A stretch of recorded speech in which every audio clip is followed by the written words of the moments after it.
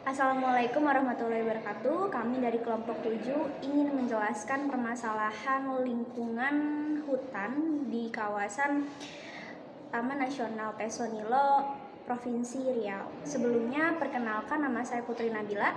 Saya Putri Nurlaila. Saya Siri Purwasih. Saya Aniska Septilyani. Kawasan Taman Nasional Tesonilo atau TNTN merupakan hutan penyangga yang terletak di wilayah administrasi Kabupaten Pelalawan dan Kabupaten Indragiri, Hulu, Provinsi Riau.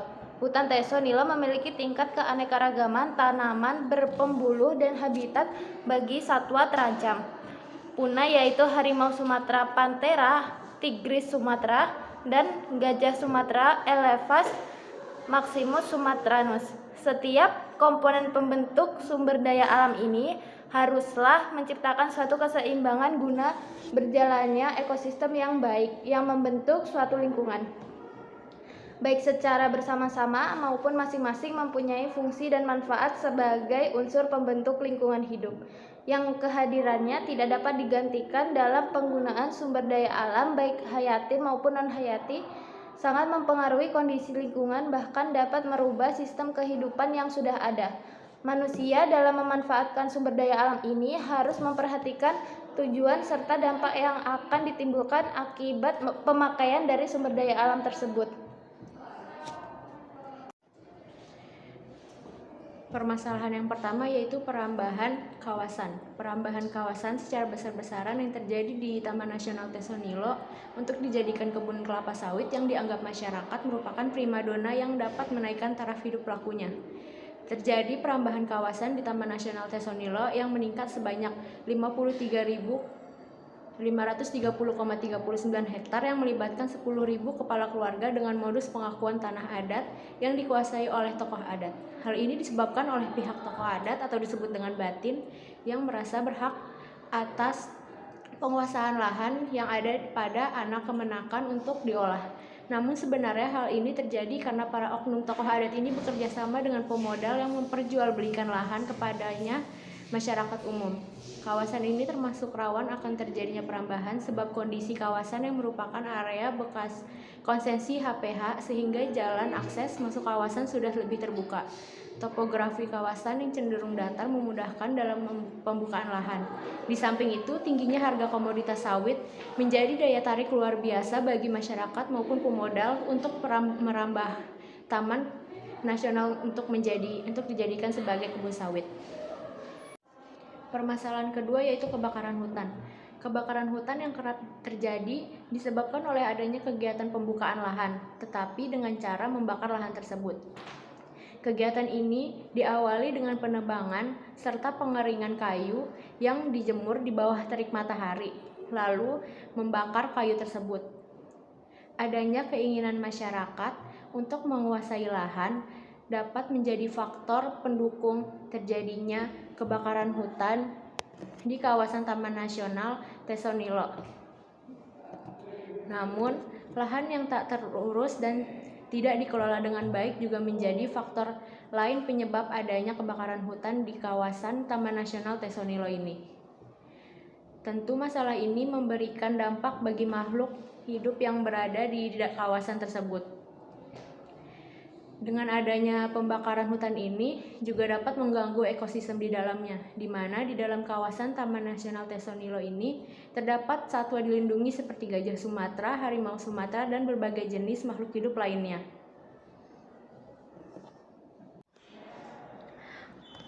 Konflik satwa, gajah liar, dan manusia. Adanya perubahan hutan ini dapat memicu adanya konflik antara satwa, gajah dengan manusia. Konflik antara satwa dengan manusia merupakan suatu ancaman yang dapat menurunkan populasi beberapa jenis satwa liar yang ada di TN Tesonilo. Konflik ini dapat menimbulkan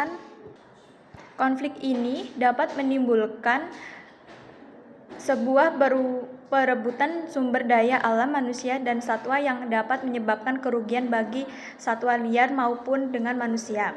Adanya perbedaan intensitas konflik antar desa dapat disebabkan karena wilayah yang berbeda pada setiap desa, seperti adanya jarak daerah konflik ke hutan, jenis tumbuhan yang ditanam, ketinggian dari permukaan laut, kemiringan lahan, serta jarak desa ke sumber mata air.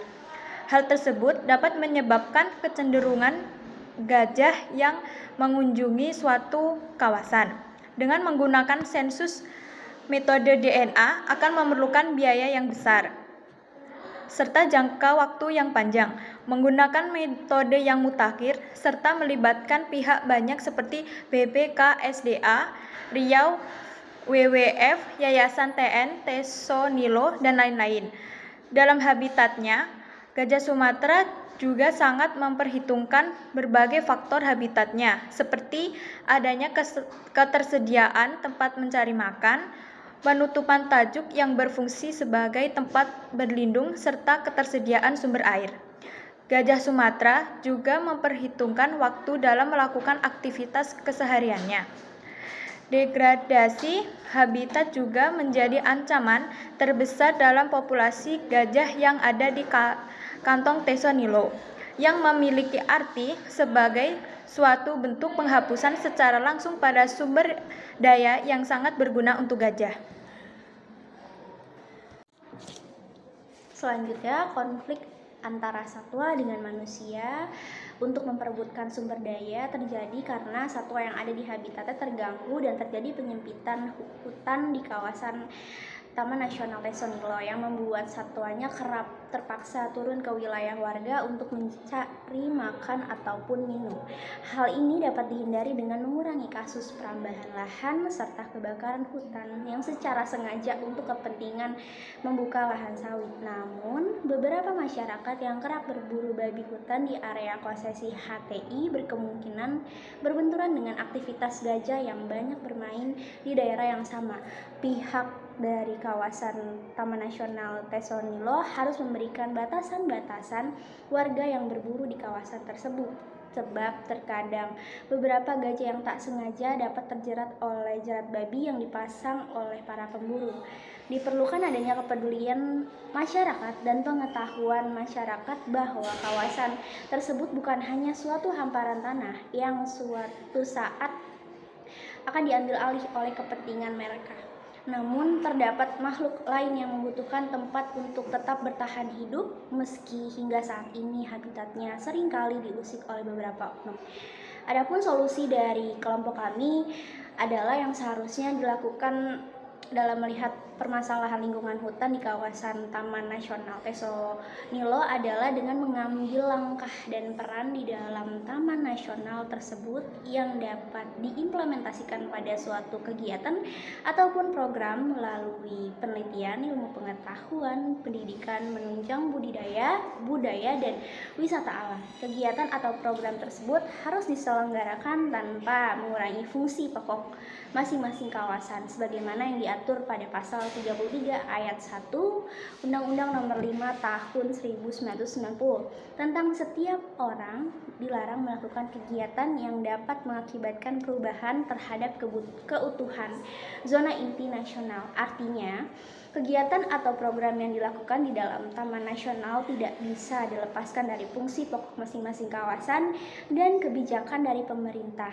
dalam upaya penyelamatan dan perlindungan satwa lindung di kawasan Taman Nasional Tesonilo pasca kebakaran hutan dan lahan. Demikian penjelasan yang kami sampaikan. Kurang lebihnya mohon maaf. Wassalamualaikum warahmatullahi wabarakatuh.